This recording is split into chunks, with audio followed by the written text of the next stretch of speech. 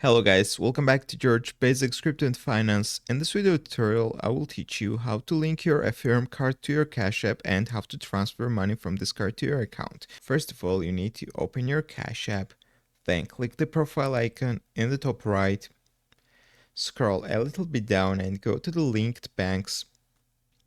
Right here, you need to click this plus icon and you need to enter your Affirm card information. You need to enter your card number, expiration date, CVV, and zip code, guys. And once you will fill all of the necessary gaps, you need to click linked card button in the bottom right menu. So once you will link your card to your Cash App account, then you can deposit money from this card. So how to deposit? You need to go to the main page of your Cash App and you need to click the bank icon in the bottom left.